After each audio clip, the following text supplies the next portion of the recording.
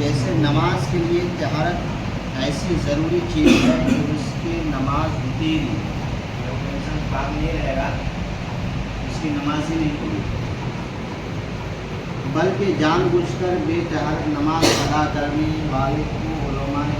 کفر کہلایا ہے۔ جان بوجھ کر جیسے ناپاک ہے، رات کو سویا، حاجت ہو گئی، اب وہ کیا ہو گیا مسجد میں آ کر کے نماز پڑھنے لگے، اس کو معلوم ہے کہ ہم ناپاک ہو چکے ہیں، ایسا اگر کر کے وہ جان بوجھ کر کے مسجد میں نماز پڑھنے کے لیے آئے تو کیا جب کفر تک پہنچ جائے گا، کیا امکان ہے کہ وہ کفر کر دیا۔ اور کیوں نہ ہو کہ اس بے وضو یا بے غسل نماز پڑھنے والے کی عبادت کی بے ادبی اور توہین کی، عبادت کی بے ادبی اور توہین کر دی، اس نے جانتا ہے کہ پاکی حاصل کر کے ہی نماز پڑھی جائے گی، لیکن اس نے جان بوجھ کر کے ایسا کیا تو سمجھا جائے گا کہ اس نے نماز کو اہمیت نہیں دیا، اس نے بے ادبی کی۔ نبی کریم صلی اللہ علیہ وسلم فرماتے ہیں کہ حدیث ہے اس کے تعلق سے کہ جنت کی کنجی نماز ہے، جیسے الصلاۃ عماد الدین، نماز دین کی جو ہے کھمبا ہے، جنت کی کنجی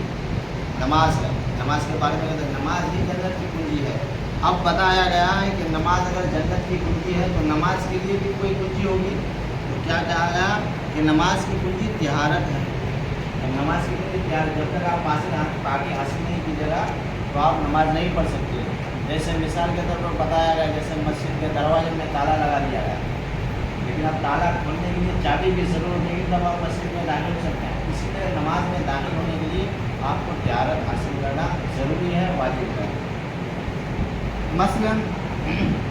اس حدیث کو امام احمد نے جابر رضی اللہ عنہ سے روایت کیا، ایک روز نبی کریم صلی اللہ علیہ وسلم نے صبح کی نماز میں سورہ روم، قرآن مجید میں ایک سورہ روم ہے، پڑھتے تھے تو متشابہ ہو گیا، یعنی غلطی ہوئی، یعنی کیا ہو گیا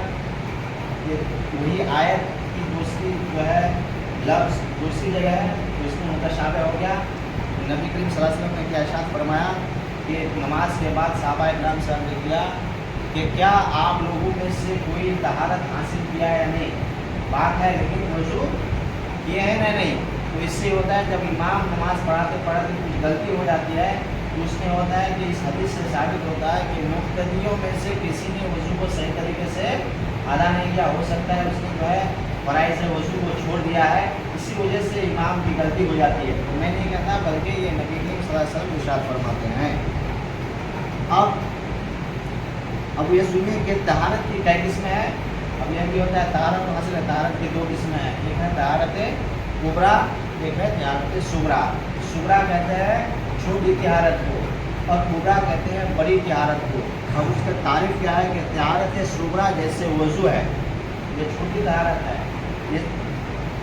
اور کبریٰ غسل ہے جن چیزوں سے وضو واجب ہو جاتا ہے، جیسے ہم وضو کیے،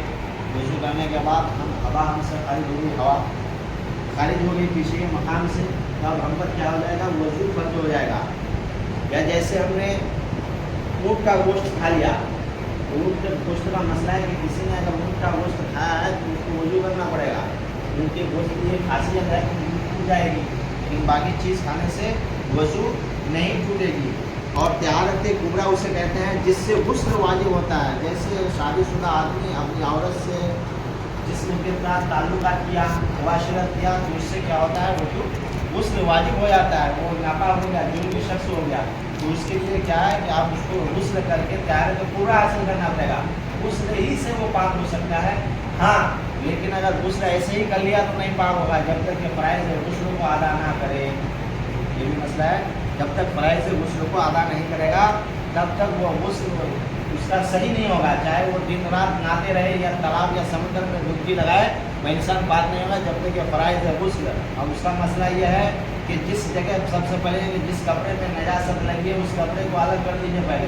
دوسرا کپڑا پاک کپڑا پہنیے، اس کے بعد کیا کیجیے کہ جس جگہ سے نجاست خارج ہوئی ہے اس مقام میں خاص خود ہوئی ہے، جس جگہ لگی اس کو صاف کیجیے، صاف کرنے کے بعد کیا کریں پانی سے صاف کیجیے، صاف کرنے کے بعد پھر فرائض غسل ادا کیجیے اور مکمل وضو کیجیے، مکمل وضو جیسے نماز میں وضو کرتے ہیں اسی طریقے سے وضو کیجیے۔ لیکن مسئلہ وہاں یہ ہے کہ جس جگہ آپ نہا رہے ہیں،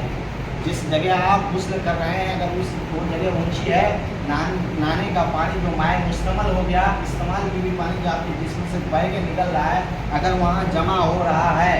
तो आप पैर को वज़ू में नहीं धुलिएगा।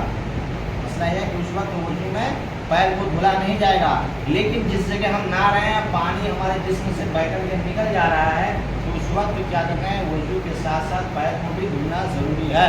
अब ये मसला है कि अब उसी वजू से आप चाहे नमाज़ पढ़ सकते हैं, कुरान की तिलावत कर सकते हैं, अब वज़ू करने की ज़रूरत नहीं, इसलिए कि आपने मुकम्मल वज़ू नमाज की तरह कर लिया है। ठीक है, ये है तहारत कुबरा। इंशाअल्लाह वजीज़ फिर आगे कल बताई जाएगी, इसलिए कहता है मुफ्त। लेकिन आप लोगों का अगर कोई डाउट हो, समझ में ना आए, तो आप लोग पूछ सकते हैं कि ये बात मुझको समझ में नहीं आई है, या आप लोगों के बाद में कोई और मसला चल रहा है तो वो भी पूछ सकते हैं, इंशाअल्लाह उसका जवाब दिया जाएगा। ठीक है।